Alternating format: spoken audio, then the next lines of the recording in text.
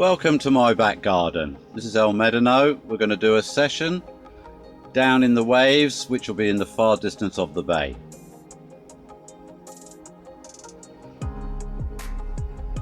We have winds of about 18 to 24 knots.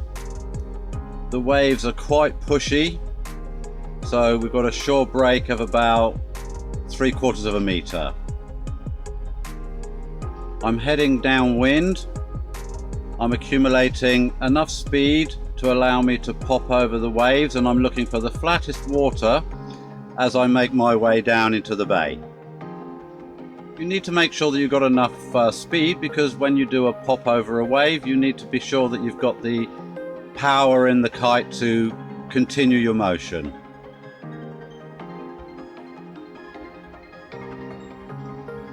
A wonderful day here in Tenerife, and would you believe it's the 7th of July and there's hardly any people.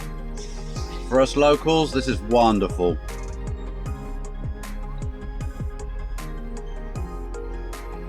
Now I'm making my way to the furthest distance of the bay, and this is all to do with timing.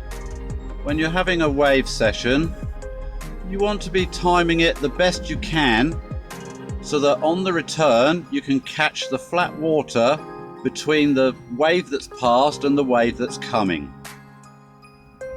The amount of speed that you'll pick up is quite incredible. As you get to the end, you've got to get enough speed to pop onto the back of that last wave and get your turn in there. If you can't pop and get high enough, that wave will just destroy you. Now going back in the opposite direction, of course we've got to go against the waves. So you need plenty of speed, you've got to keep a good wake in the board, and you've got to pop over each of the waves that are heading towards you. You start the little pop just before the wave is about to reach you, because don't forget, you're traveling in one direction and the wave is coming towards you. That means the speed of the wave coming towards you is probably double the normal amount. I'm using an 8-meter kite. 8-meter kite for my kilos is not so bad. It was a bit on the low end. A 9-meter would have been better. But look, get that pop over that last wave and do an immediate turn. You've got to turn immediate because you would have run out of speed in doing that pop to get on top of the wave. You do the turn immediately and you make your way back through some chop and obviously the waves that are coming towards you.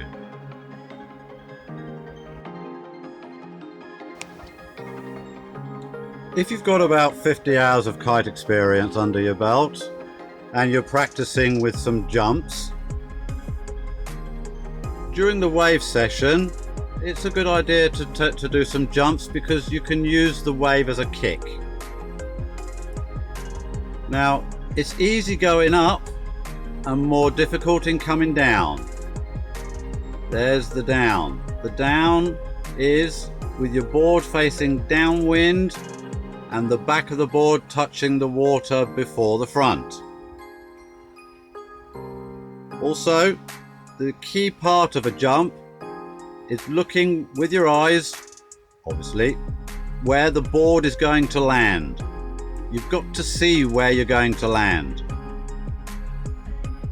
This comes with experience.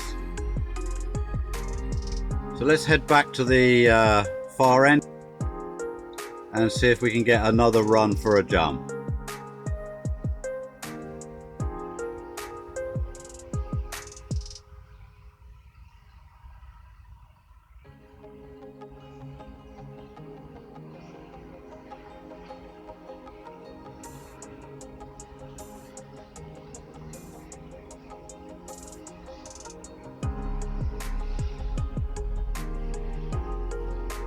I've slowed this down a little bit.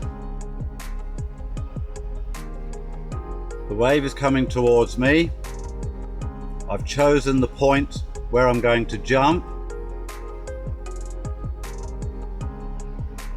There's the kick. My stomach muscles are bringing the board around so that I land on the downwind position.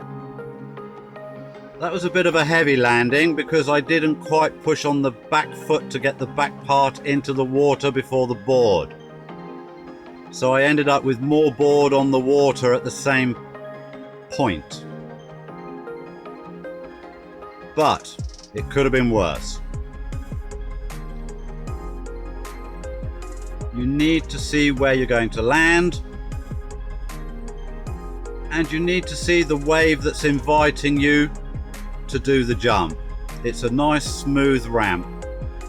If the smoothness is not there, don't take it. So we'll head back to the beginning part of the bay with some speed. Maybe we can get one more jump in.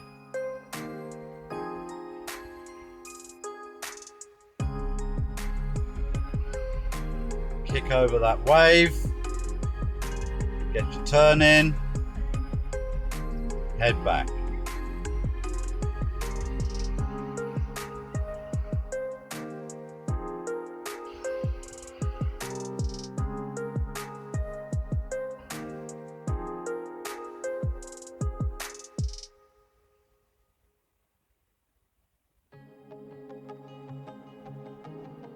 There's the jump.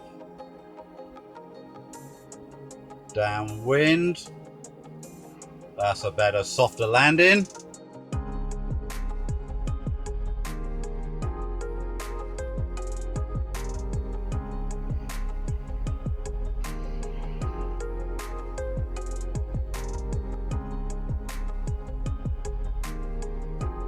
So that's 1 hour session for me.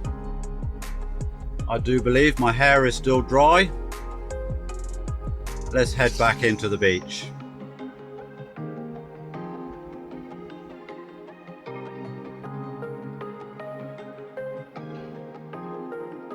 I can't go back in one stride, so I'm going to make my way to the near part of the bay, do a turn, push up some strong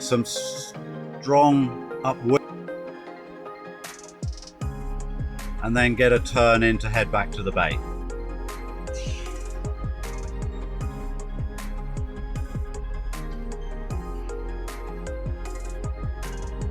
As I approach the beach, I'm looking for the flat water like we've just been using, keeping an eye on how deep it is.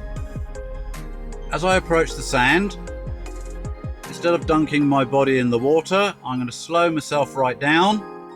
I'm going to turn the board like I was going to do a turn to go into the other direction. Bring the kite up slowly. Do a stop and let the board just sink to the sand and step out. You can leave the board for a moment. You'll find that the wave will just wash it closer to the sand, and you can walk up to it and just pick it out of the water.